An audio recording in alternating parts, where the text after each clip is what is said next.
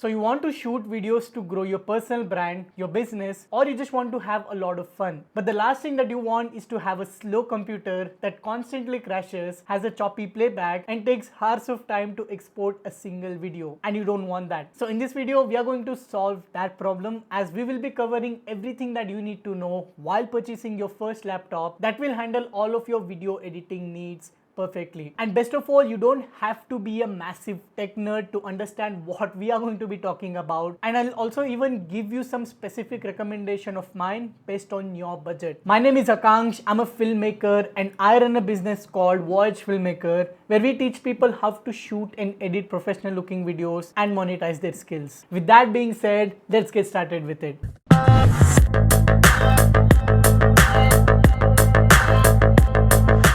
Okay, so let's get straight to the point. The first question is Mac or PC? This is one of the very much controversial question that I hear a lot of people say, and it has a very simple answer, which is if you already have a PC, stick with the PC, and if you already have a Mac, stick with the Macs. And if you don't know what you like, just keep watching this video, because we are going to cover what's way more important. We will be talking about the important individual components that make up a computer, and once you understand those, you will be able to look at any computer that is listed online and you can determine whether if it's good for you or not. And as we cover the important components throughout this video, we'll also touch down how they differ between Macs and PCs. Now, personally, I'm a Windows user. As you can see right now, I'm using the Asus ROG Advantage Edition, and I think I'll be switching to Mac very soon. And if you stick till the end of this video, you will see why it makes sense right now to purchase a Mac over Windows. Okay, now let's start covering the components. We will start with the easy one, which is the storage. See, there are two factors to consider when it comes to storage. How much do we have and how fast is it? As a baseline, I usually recommend at least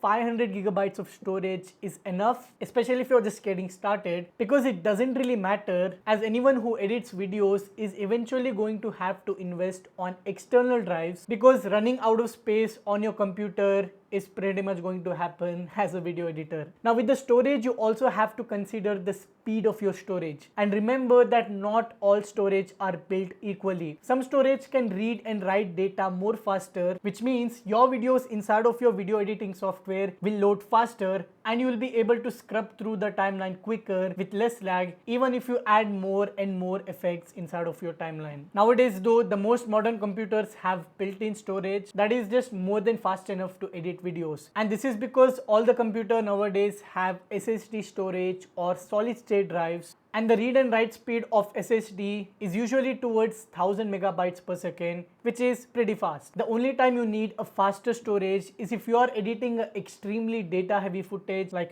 from very expensive cameras that shoot in ProRes, RAW, or super high resolutions like 8K and more like that. If that's the case, you could get something like brand new MacBook Pros that have SSDs with the read and write speed of almost 6000 Mbps. Now after storage, we have the main primary component that will have the largest impact on how we edit our videos. And those three components are CPU, GPU, and RAM. And if you can just understand these three things, you'll be able to analyze basically any computer that is listed online. Now let's start with the CPU, or Central Processing Unit. Now CPU is essentially the brain of your computer. It handles processing, and a CPU consists of individual cores. This is why you will see 4 core, 8 core, 12 core, and even 38 core used in describing your computers online. The more cores that you have, the more your computer can handle all at once. Each core also has a clock speed associated with it, where the faster the clock speed is, the faster each individual core can compete with each task, which allows you to move on to the next task much faster. Naturally, the better your CPU is, the better your computer will be at editing and doing all the other things that a computer does. So remember that we want more cores in our computer and faster clock speed for each core. And I recommend you to look for CPUs that has at least 8 cores. After CPU, we have something called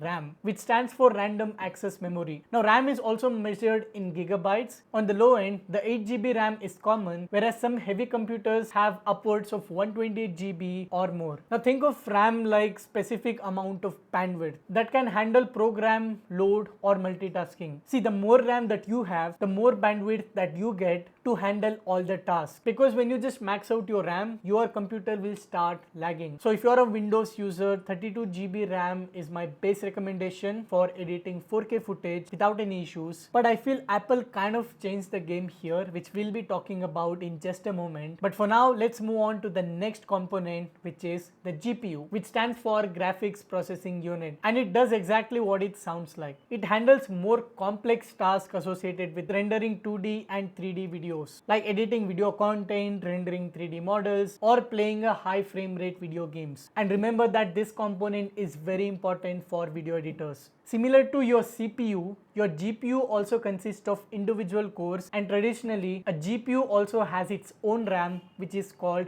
VRAM or video RAM, and this RAM is separate from the primary RAM that we just talked about. But we don't have to deep dive into this, and that's pretty much everything that you need to know when it comes to how computers work. So let's assume you're on a budget and you're trying to spend as little money as possible, but still you need a computer that can handle video editing without lagging and making you throw the computer against the wall.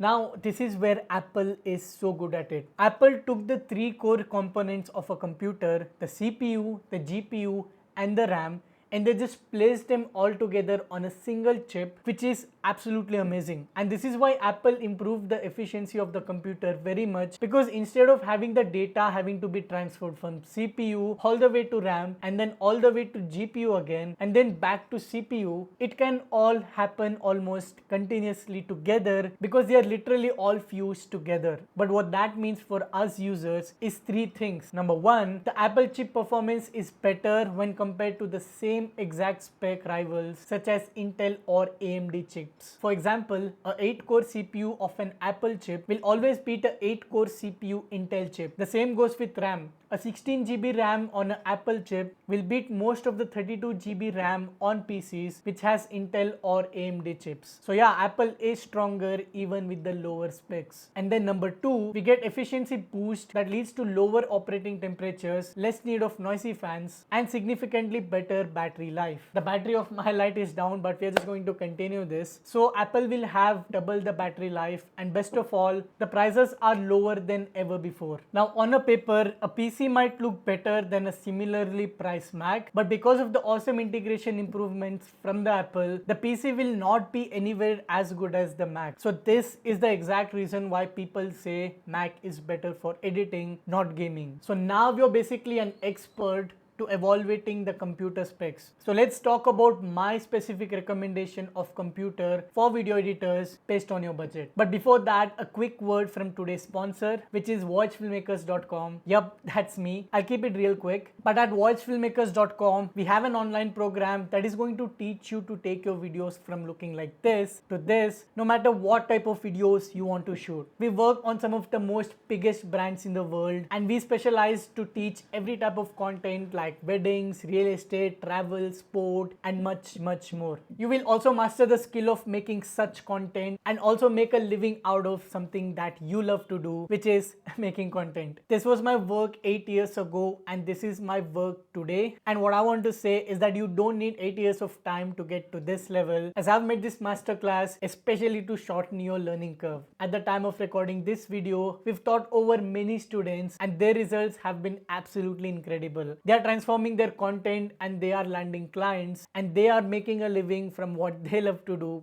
which is making content. You also get hours of bonus content, cheat sheets, downloadable sound effects, practice footage, and much more. In this curriculum, you will learn how to use your camera gear, how to master the settings, the lighting, the composition, the movements, how to tell stories, and how to edit like a pro in one of the most popular free editing software such as DaVinci Resolve. And I can assure you that you can master your camera and your filmmaking skills here. And anyone who signs up through the link which is given down below, you will get access to the program for a huge discount. And we also have one version that focuses specifically on smartphones, of how you can get such videos out of your smartphones. And all the shot that you're watching right now was shot on phone. Literally guys, it's true. Inside of this curriculum, you will literally have everything that you need to launch your channel, grow your brand or business, or even start your own full-time business selling your video services to the clients. Now, like I said, the link is in the description below, but for now, let's get back to this video. Okay, so as far as the budgets are concerned, if your budget is somewhere around 50,000 to 1 lakh rupees, and if you're looking for a Windows laptop, go for something like HP Victus, and I'll mention all of its specifications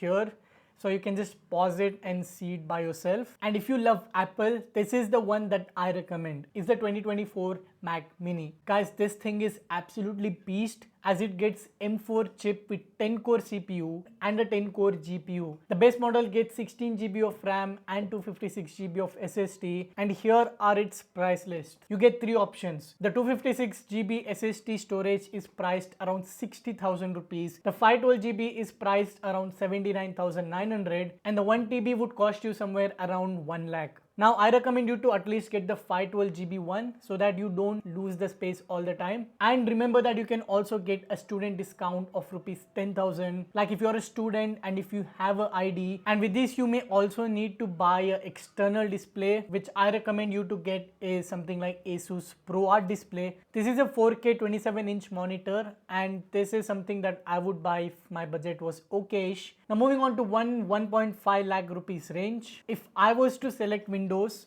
I would go for something like Acer Predator Helios Neo 16, and here are all of its specs. You can just pause the video and look at it for yourself. And talking about Apple, this demands whether if you want a laptop or a PC, and if you need portability and having the ability to take your laptop everywhere, then just go for MacBook Pro. Now, it's up to you if you want to decide whether you want a 14-inch or 16-inch, but if you're going for 14-inch MacBook Pro, I think base model would be good enough. You get 10 core CPU and GPU, you get 16 GB of RAM and 512 GB of SSD, and here are the spec sheets, so you can just pause the video and go through these for yourself. So there you have it. These are the things that you need to look for while buying your computer or your laptop. I hope you found this video valuable, and if you did, I would love if you hit that subscribe button or if you joined our program Watch Filmmakers. And other than that, make sure to check out some other videos on our channel, and I'll see you in the next one.